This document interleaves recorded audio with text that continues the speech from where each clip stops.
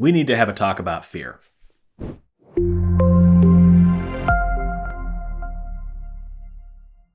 What's up, guys? Michael Aran here with Author Level Up, helping you master the craft of writing and conquer your fears. Now, I'm doing a different type of video here, mainly because I'm having some problems with my camera. So I got to do what I got to do. So I'm shooting on my phone this week. But what I wanted to do was talk to you about fear, because I've had some conversations with several authors just in this week alone, in addition to doing some podcast interviews on it. And a lot of people have been asking me about fear.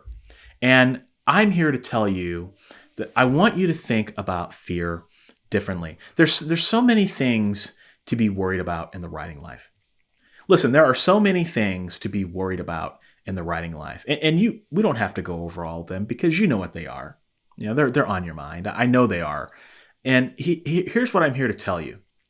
That are you letting fear get in the way of your success? I was talking to a writer several months ago, and this writer wrote me because they were worried about a section in their book that they were writing. They were worried about how people were going to take it, because it was a bit controversial. And they were so scared of getting a negative reaction or evoking some sort of a backlash. And they were thinking about not publishing the book because of that. And I asked them, I said, how are you going to know if people are going to backlash against you if you never publish it, right? And is it possible that fear is getting in the way of your success? Are you afraid of success? What if the book does really well? Then what are you going to do? And if you don't publish it, you will never have given yourself the opportunity to experience that because you're so worried about the loud voices of people who don't even matter in your life. There's a security consultant. His name is Gavin DeBecker. You can look him up on YouTube. He did a talk years ago at a college, and it was a great talk. He was the security consultant to Oprah. So he was like Oprah's head of security. And now I think he does security for Jeff Bezos. And he was in this talk, he was talking about how there's fear and then there's anxiety, but they're not the same. So fear is biological. Fear is when you're walking along one day and you see a saber-toothed tiger. Uh-oh, what are you going to do? Well, fear kicks in and it allows you to do some things that you never would have thought you could have done in an effort to save your life. That is true fear.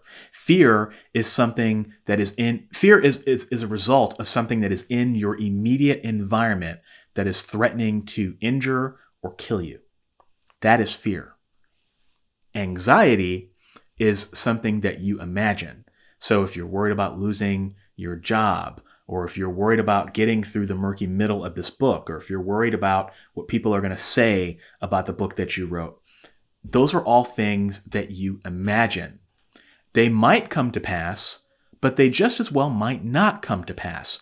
You don't know. That's why you have anxiety.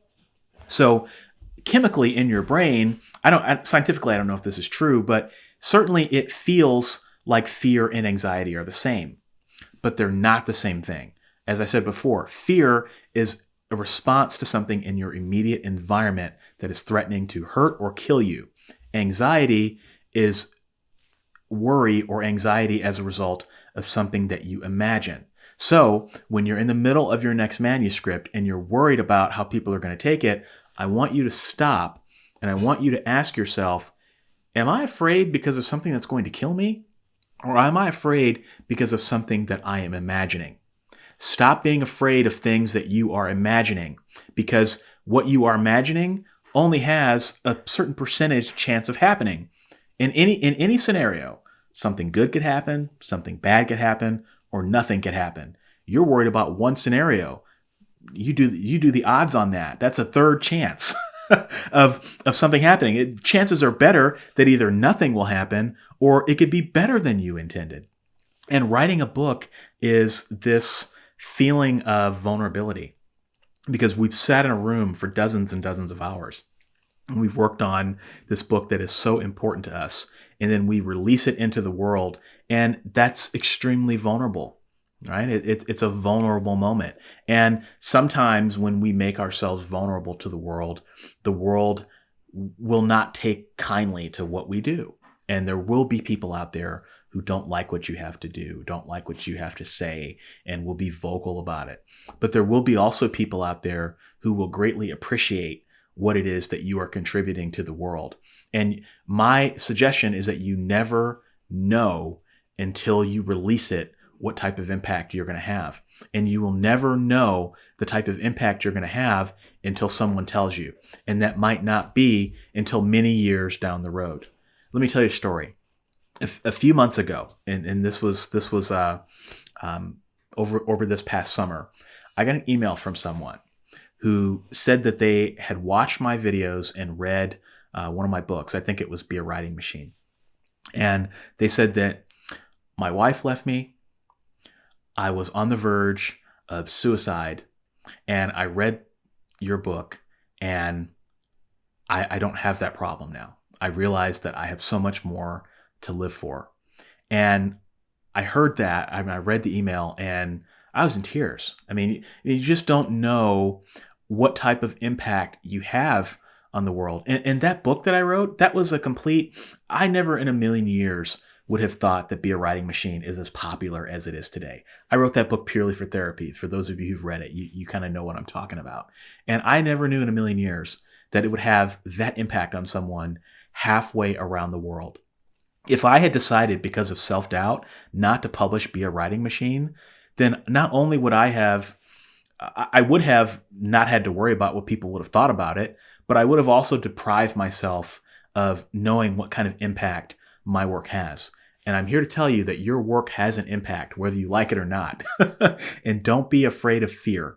Don't let your fear of people not accepting you or the book not doing the way you want it to do get in the way of the success, because there's positivity in it as well. So you have to remember to embrace both.